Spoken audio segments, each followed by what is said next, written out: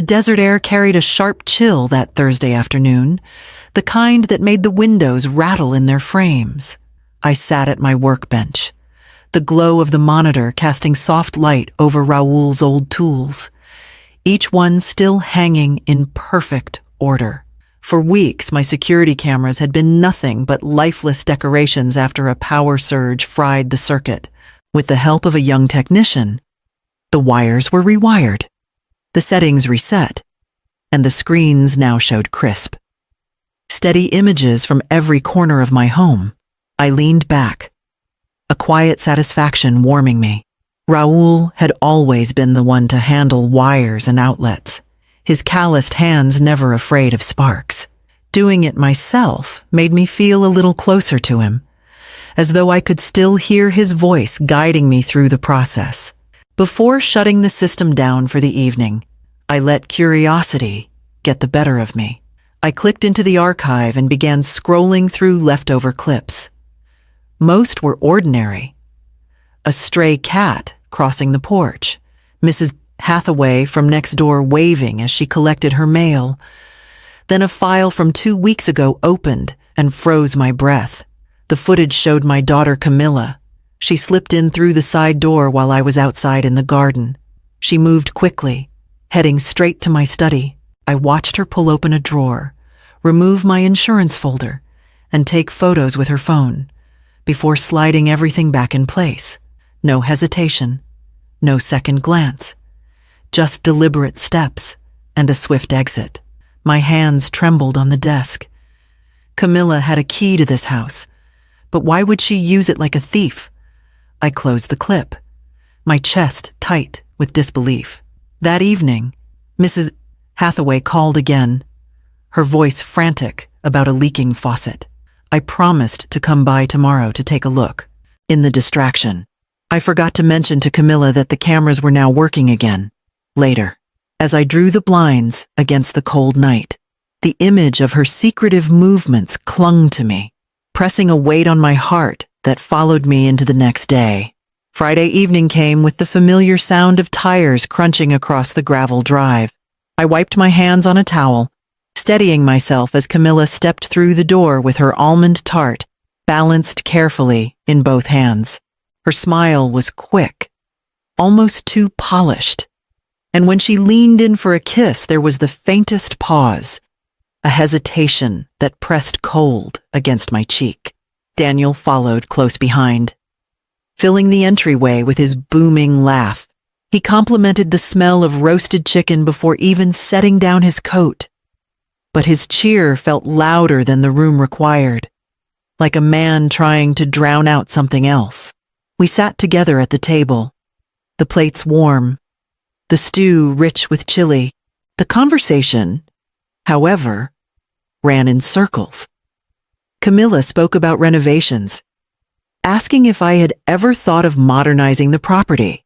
Daniel chimed in about the soaring home values in Santa Fe, reminding me that I could sell, move somewhere smaller, and live without worry. Their words were coded with care, but they landed rehearsed, as though lines from a script. I nodded politely, but my mind replayed the footage of Camilla in my study, her hands rifling through my papers. I studied her now, how her smile froze when silence stretched too long, how Daniel's hand tightened around hers whenever money entered the air. "Mom, you're always tinkering like an electrician," Camilla teased, her voice too light. I forced a laugh, the sound catching in my throat. After dinner, I carried dishes to the sink, the clatter of porcelain giving me cover. Camilla lingered behind, her tone casual as she asked, "Have you updated your insurance lately?" I kept my answer vague, but my pulse raced. She smiled, satisfied, and joined Daniel in the living room. I dried my hands slowly, the weight of her words heavy in the quiet kitchen. The footage had unsettled me, but tonight's dinner made one truth clear. My daughter's interest in this house was far more than idle curiosity, and I needed to be ready for what might come next. I walked Camilla and Daniel to the door, their voices still bright with that practiced cheer. Just as I reached for the knob, the phone rang. Mrs. Hathaway's voice spilled through the line, frantic about water pooling in her basement. I soothed her as best I could, promising to stop by in the morning with my wrench and bucket. By the time I hung up, Camilla and Daniel were already halfway to their car, waving over their shoulders as the desert dusk swallowed them. I hadn't mentioned the cameras again that night. Sleep refused me. I tossed beneath the quilt. Raoul's side of the bed cold and empty. The grainy clip of Camila's secret visit replayed in my mind. But now something else came into focus. Daniel's old blue truck parked across the street, waiting with its headlights dark. I pressed my hand against my chest, willing my heart to slow. The thought of them working together clawed at me. Camila was my only child, the baby I had raised alone when Raoul died. How could I believe she would conspire against me? Morning brought a sky as sharp as glass, the sunlight catching every adobe wall in bright relief. I poured myself coffee, trying to steady the tremor in my fingers, and settled in front of the monitors. The cameras hummed softly, their feeds clearer than I ever remembered. For a moment, the house looked safe. At exactly 10:15 the front door swung open. My breath caught. Camilla stepped inside first. Daniel close behind. They moved with the ease of people who belonged there, their whispers slipping through the microphones. They checked corners, peeked into drawers, rifled through cabinets as if inventorying my life. I sat frozen at the desk, watching them on screen, realizing they thought the cameras were still broken. They acted invisible, but I saw every gesture, every furtive glance. As I leaned closer to the monitor, a terrible weight settled in my stomach. They weren't visiting out of affection. They were searching, deliberate and sure, and I needed to know what they expected to find. The microphones carried their voices with unnerving clarity, each word landing heavier than the last. Camilla's tone was stripped of warmth, sharp as glass. Sunday morning. Electrical accident in the basement. She's always down there with Raoul's old tools. No one will question it. I pressed a hand to my chest, the air catching in my lungs. Daniel's reply came low, almost muttered. He spoke of debts, of threats, of a deadline that loomed over him like a storm. For a moment I thought I heard hesitation, a flicker of conscience. But Camilla's voice cut through it like a blade. It's survival. 300,000 from insurance. Plus, the house clears everything. This is the only way. I felt my stomach knot so tightly it hurt. My daughter, my own flesh and blood, wasn't just curious about my finances. She was designing my death. On the screen, Camilla pulled a notebook from her purse. She sat at my kitchen table, flipping pages until she found a blank one, then began sketching. The pen moved with precision. Early morning, accident in the basement. Delayed call to 911, a tidy story of my clumsiness. I watched her tap the pen against her chin, as though preparing a school presentation, not plotting her mother's murder. Then came the words that chilled me most. Dorothy in Kansas fell down the stairs too. No investigation.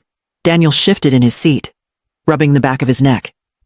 But he did not object. He only nodded, eyes cast down, as if the memory weighed on him. I gripped the edge of my desk, nails digging into the wood. This wasn't about desperation alone. It was a pattern, a scheme repeated. The teacher in me stirred the instinct to observe, to gather evidence before acting. I forced myself to stay quiet, to keep recording, but deep inside, a question pulsed like a ticking clock. How long could I watch before they turned rehearsal into reality? The thought followed me into the night, each passing hour pulling Sunday closer, the day my daughter had marked for my end. All night I lay awake, staring at the ceiling, my mind pulling threads together the way I used to when uncovering a cheating ring at school. I remembered forged excuses, Identical essays passed off as originals. Students who thought they were clever until patterns betrayed them. I had always been good at spotting the crack in the mask. Now, those same instincts were the only shield I had. By dawn, I had a plan. I copied every recording onto 3 separate drives, labeling each in a code only I would understand. One I tucked deep into Raoul's old tool chest in the garage. Another I slid beneath the floorboards of the garden shed, where no one would think to look. The last I carried in my purse, ready if I had to run. I also used Mrs. Hathaway's Wi-Fi she never minded sharing to upload files to a cloud account Daniel and Camilla couldn't touch. Every step, every backup, steadied me. But evidence alone wasn't enough. My thoughts kept circling Ana Beltran, an old colleague who had left teaching for law. She was now a respected attorney in Albuquerque, known for her precision and tenacity. I called her and spoke in a voice I barely recognized as my own. She listened without interruption, then said firmly, "Elena, if Camilla is serious, she may try to declare you incompetent. You need proof you're sound, medical proof." That afternoon, I drove to Dr. Ruth Hamilton's clinic. Ruth had been my physician for years, trusted enough to see the worry etched into my face.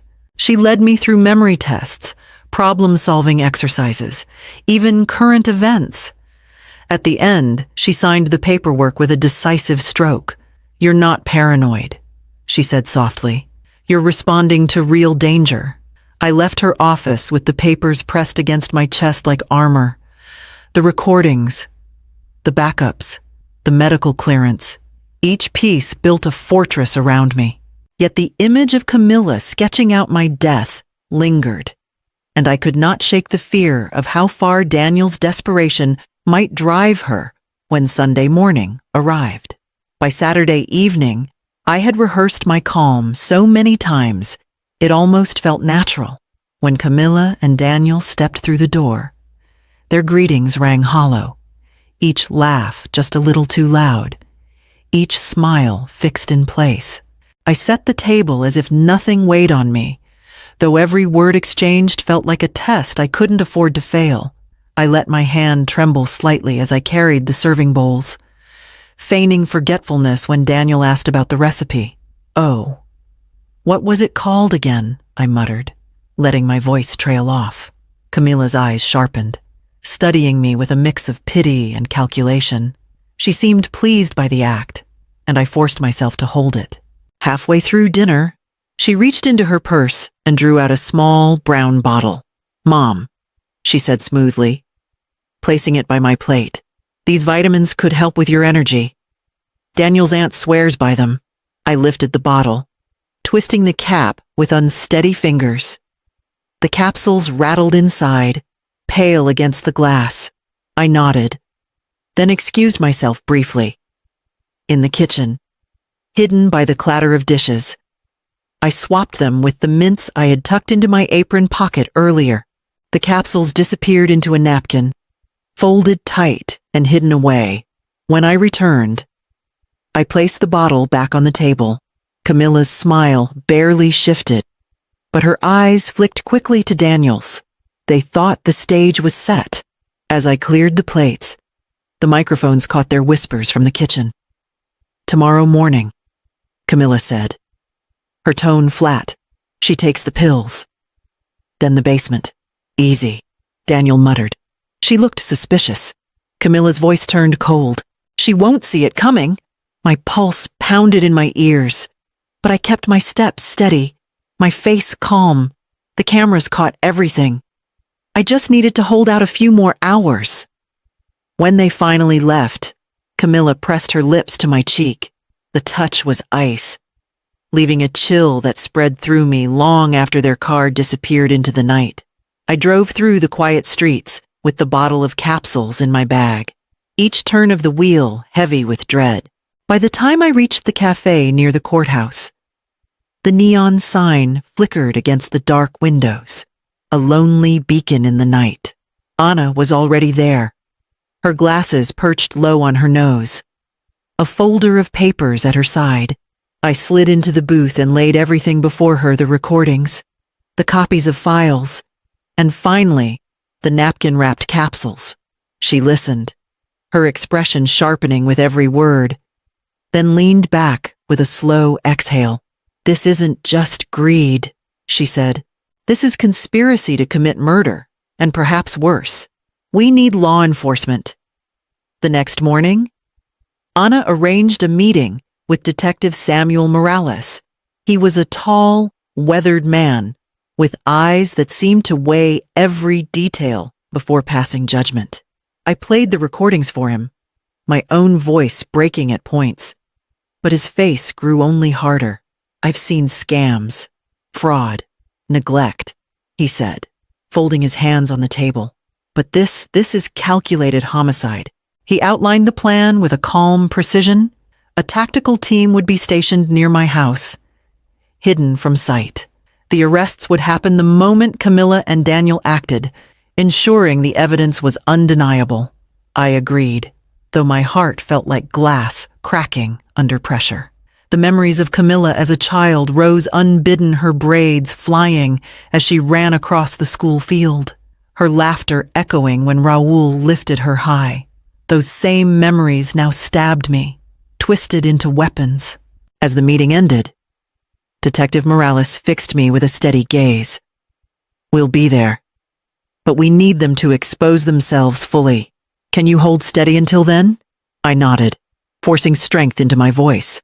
I had endured screaming parents, broken budgets, and even violent students during my years as a principal, but nothing compared to this. Driving home, the road blurred under my headlights. Less than 24 hours remained, and I would need every ounce of control to keep my mask intact until justice arrived. Saturday night stretched before me like an endless corridor, each hour echoing with the weight of what was to come. I moved through the house slowly, setting the table with careful precision, as if arranging for a ritual rather than a meal. The plates gleamed under the light, the silverware aligned perfectly, every detail designed to conceal the storm brewing beneath my calm. At exactly 6, the doorbell rang. Daniel stood with a bouquet of carnations, his laugh too hearty, his posture stiff. Camilla followed close behind, her voice soft and sweet. "Mom, you look tired." I met her gaze with steady eyes and answered evenly, "Looking forward to a quiet Sunday at home." The words tasted bitter, but I let them linger. Dinner unfolded over pot roast and potatoes, the flavors muted against the tension at the table. Midway through, Camilla slid a folder toward me. "Insurance documents. Just a few signatures," she urged. Her smile rehearsed, her tone coaxing. I let my brow furrow, tilting my head as though struggling to recall. "Sometimes I forget important things," I murmured. "Just yesterday I forgot to tell you something."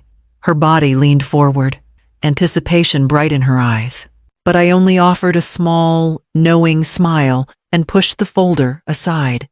Her expression flickered, then smoothed into charm once again. Later, Camilla excused herself for a phone call. I stayed in the kitchen, pretending to tidy, while the microphones carried her voice clear as glass. "Vinny, it's all set. 8A, the basement workshop. 10 o'clock cleanup."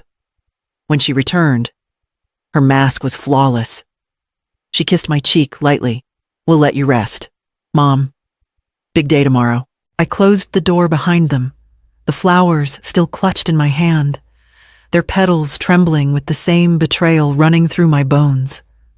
Alone in the quiet, I whispered to the empty house, "Yes, tomorrow will be memorable indeed." The words hung in the air, and I turned back toward the glow of the monitors, where the night ahead promised no rest at all. Sunday morning arrived sharp and cold, the kind of air that makes every sound ring louder. I sat in my living room at 7 o'clock, coffee cooling untouched beside me, the cameras humming in steady silence. Every angle of the house glowed across the monitors. I smoothed my skirt with hands that barely trembled, forcing patience to anchor me. At exactly 7:15, the lock turned. The door opened with the confidence of ownership, not courtesy. Camilla stepped inside, her voice soft with feigned concern. "Mom? We thought we'd check on you early." Daniel followed, carrying a thermos of coffee, his smile brittle. I rose from my chair, steadying my voice. "Before you kill me at 8 o'clock." The words froze the air. Daniel's hand slipped.